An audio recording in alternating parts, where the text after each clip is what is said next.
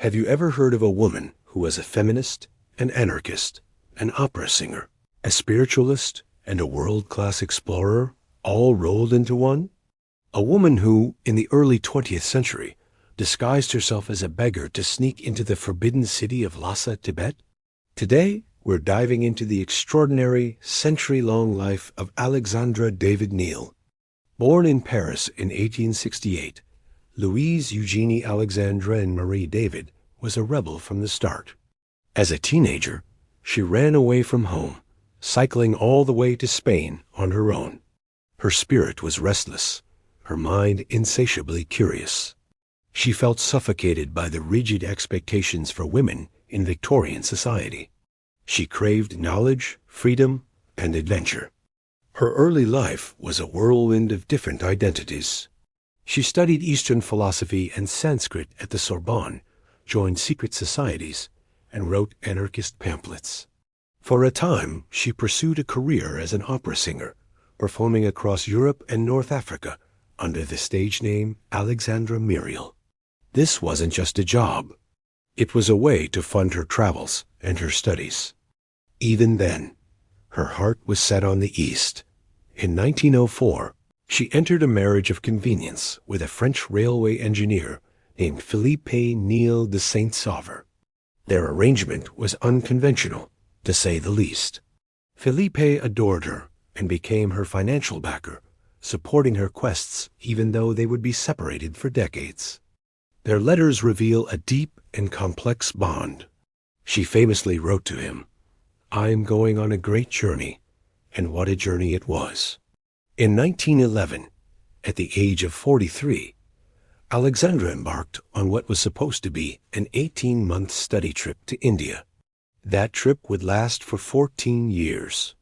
India captivated her. She immersed herself in the study of Hinduism and Buddhism, seeking out holy men, yogis, and lamas in remote monasteries. She wasn't just an academic observer. She was a practitioner. She lived in a cave for 2 years, learning advanced Tibetan Buddhist practices, including Tummo, the art of generating internal heat to survive in freezing temperatures. During this time, she met someone who would change her life, a young Sikkimese monk named Afor Yongden. He started as her translator, but soon became her travel companion, her spiritual partner, and eventually her adopted son. Their bond was unbreakable, and together they would face some of the world's most extreme environments. But Alexandra's ultimate goal was the one place foreigners were strictly forbidden to enter, Lhasa, the holy capital of Tibet. For years, authorities had turned her away. So, in 1923, at the age of 55, she decided to do the impossible. Disguised as a poor Tibetan pilgrim, with Yongden dressed as a monk, they began an epic 8-month journey on foot across the Himalayas. They darkened their skin with soot and yak butter, carried hidden revolvers, and begged for food. They battled blizzards, faced starvation, dodged bandits, and outsmarted officials. Alexandra, with her deep knowledge of Tibetan culture and language, played her part perfectly. Imagine the sheer grit this required. They crossed treacherous mountain passes in the dead of winter, sometimes surviving on nothing but roasted leather from their boots. There were moments they nearly froze to death, and times they were almost discovered. Yet they pushed on, driven by Alexandra's unwavering determination. Finally, in 1924, they walked into Lhasa, 2 beggars, blending in with the crowds of pilgrims.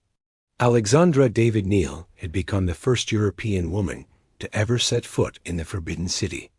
She stayed for 2 months, exploring its monasteries and soaking in the atmosphere of a city that had been a myth to the Western world. Her journey didn't end there. After returning to France, she became an international sensation. Her book, My Journey to Lhasa, was a bestseller, and she spent years writing and lecturing about her adventures and the profound philosophies she had learned. She bought a house in Digne-les-Bains in the south of France, which she named Samten-Jong, meaning Fortress of Meditation, and filled it with her Tibetan artifacts. But the wanderlust never left her.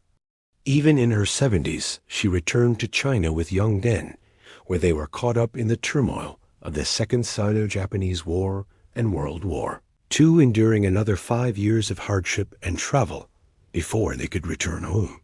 Tragically, young Den passed away in 1955, leaving Alexandra heartbroken.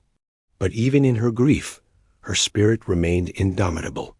She continued to write, to study, and to inspire. When she was 100 years old, she was still planning another trip, even renewing her passport.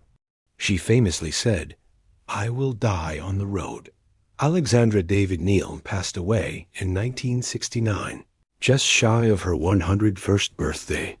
Her life was a testament to the power of a curious mind and a fearless heart.